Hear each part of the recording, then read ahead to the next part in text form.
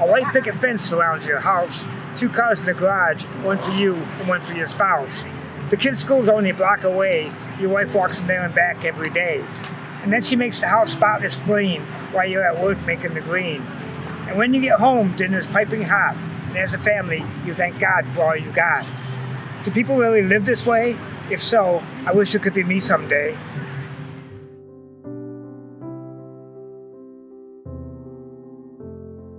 The first time I walked into an Aris Foundation event, I didn't know what to expect. But what I saw wasn't just people handing out food.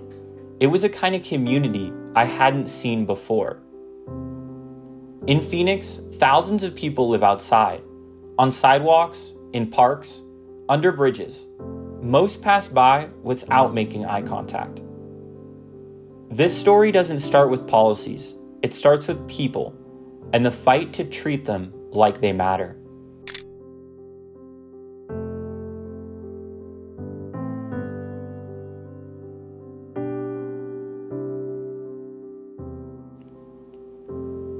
Every Tuesday, volunteers from the Aris Foundation show up. They bring food, hygiene items, water, but also something else: compassion. They know people's names. They ask how they're doing. In a city that criminalizes being poor, this is what care actually looks like.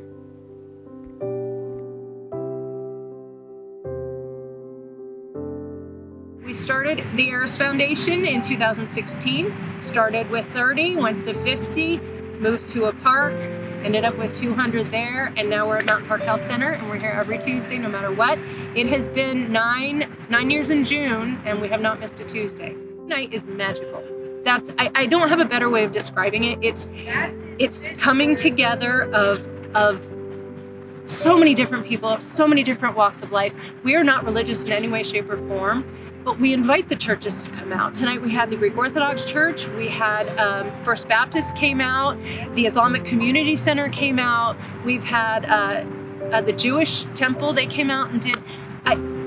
It's all about taking care of people and showing them that love. 90% of what we distribute is goods that are donated from people. The rest we purchase through donations that we get. We're an Arizona tax credit. A lot of things have been happening lately in the homeless communities. There's a lot of laws that are being passed. A lot of things that maybe I would choose to do differently, but I'm not judging anyone. I think the main difference between having like a government entity doing work, they're trying to do good. I get it. But this work is about patience. I think government entities, they have to do certain things, right? They've got metrics they've got to keep, like you cannot believe. Like every pair of socks they hand out, they are ticking it. If it's gonna take you 17 pairs of socks to smile, I'm gonna give you 18, right? That is what we do out here. We don't track it. I don't care. I will give you what it takes to make you feel like you are worthy. And I think that's what a lot of these kids out here just don't have, right? They don't have that person who says, you know what, you're pretty cool. You're all right. I like seeing you. Quite a few of the volunteers that we had tonight were actually on the streets themselves, and they came back to volunteer for many different reasons, but that's what they do. It's about putting the passion back into what you're doing. So like when people ask me, hey, what can we do? And they always think I'm gonna be like, write me a check.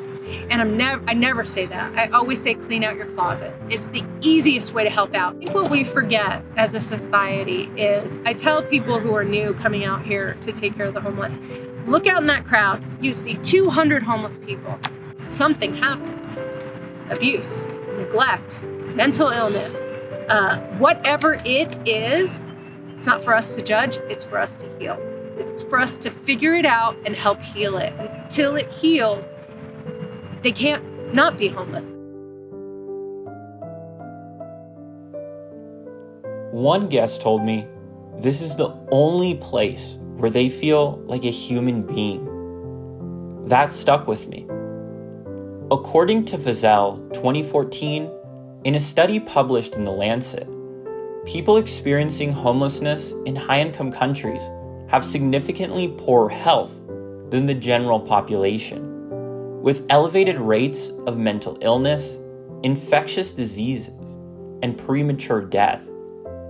But restoring dignity isn't about fixing the whole system. Sometimes it just starts with being seen. So I'm going to say it like this. We have faults just like other parts of society. Just like the people that are low on the bottom of the totem pole, the people that are high on the totem pole. But who's really on the totem pole? We're all humans. And for that being said, we all deserve the fact to be able to live our lives, have the ability to have federal funding, and be able to have situations where programs can help us out and can help to get people put someplace where they can make a difference with who they are and what their community is. I spoke with 2 volunteers who used to stand in the same line. Now they're behind the table, giving back, not because they have to, but because they remember what it felt like. Researcher Maria Piat says peer-based support builds trust, and Aris proves it. When people with lived experiences step up, it changes everything. She's a big part of that because she'd always stay on my ass about it. Like, when are you ready to go detox? Like, are you ready to go? Can we go? Like, just let me know. And they've always helped. So that's how I was able to be now 4 months sober. So I was able to go to detox because they believed in us enough to where I could believe in myself again to be able to do it. And now I get to hopefully help others do the same. 2018, I met Catherine at one of her feeds, and she was asking me last night, what is a major thing that people go to these feeds for? And I told her, I think it's love. You know, a lot of us, we come from the streets. We don't have families to speak of. My family all lives in another state. My mom's gone, my dad's gone. And it's the one place you come that, you know, it's a judgment-free zone. People are going to love you for who you are, and they're going to love you through everything. And so now it's growing into a thing where I come out here on Tuesday nights and I help out. I'm the head of security. That's what the tie-dye shirt's for. It's definitely changed my life being able to come out and help people. I also spoke with 2 Aris volunteers who haven't experienced homelessness, but they keep coming back. They talk about community, about showing up, about choosing compassion over policy. That's a theme I kept hearing all night. I'm Erica Casanova, and I'm with First Baptist Church of Tempe, and I'm here to help. Our government doesn't cut it, doing things for people, and I feel like I've been blessed by so much, and I want to give back, and I feel like this is my calling, one of my callings rather, and I love to help people, and love to see people join together and, you know, get blessed. I feel like I've been blessed more than I deserve, and I want other people to have blessings. My name is Amy, and I've been working with the Aris Foundation for almost 8 years, I think. A long time. I've been doing behind the scenes for a lot of time with clothing donations and redistributing to many communities in the Valley. I have recently become the librarian, substitute librarian, and so I'm back out helping pass out books and materials to others. Phoenix passed one of the harshest urban camping bans in the country in 2024. Brittany McJunkin, a legal scholar at ASU, argues that these bans don't solve anything. They just move people. Allison Mazella, 2024, writes that city leaders use public safety as a cover to displace the unhoused and avoid accountability. They want to see people more hidden. They know the problem will exist, but they don't want to see it or have their residents see it. They want it to be out of sight, out of mind, where people don't notice, you know? I mean, these laws have the effect of criminalizing homelessness, it's true, and it obviously isn't, and we see rising rates of homelessness, so something's not working. And, you know, obviously when you rouse people and you scatter them, you're not really affecting change. You just push people away and they go somewhere else, and you push them away and they end up somewhere else. And what does that do? It makes their lives more unstable. And it's hard to get beyond that. You know, it's hard to want to accept services if you have a a rap sheet. You know, if you go accept services, you're going to end up in jail too, right? So that's why I mean about meeting people where they are. That's why we need to have a level of grassroots assistance. You need people who come from more informal institutions, whether it is nonprofits or individuals or faith-based institutions, and you need both. And what the grassroots can supply is more of a humanitarian approach. You know, cities tend to have their rules and structures, and they're kind of, process and oriented and goal oriented, but more grassroots organizations and individuals don't have that kind of like hierarchy and rigidness. Two of my friends, they didn't have warrants or anything, but it was like 3 minutes early before the park opened, and they arrested them for trespassing. And they put them in jail for 3 months for just being there early in the park, setting up their stuff. Because they said we could be there, but we couldn't be there before. You can't be there for more than 4 hours. So they had all these like stipulations, but it's like, where are we supposed to go? If the shade's here, the sprinklers are there for the dogs. Like, we can't just go walk around in the heat with nowhere to go. Like, where do you guys expect us to go? You've been arrested 70 times in 4 years for misdemeanor trespassing on a public park, and you're a United States Marine Corps veteran. That's alarming to me. That's very alarming.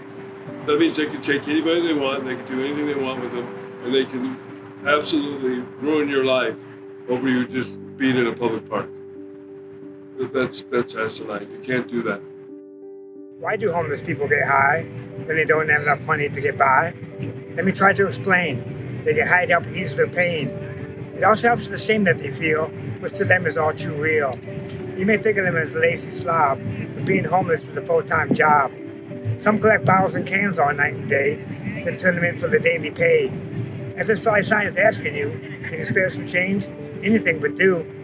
They search all day for the perfect hand spot, where the sprinklers don't come on or get chased by a cop. And when they find that place, they lay and weep, so they close their eyes and fall asleep.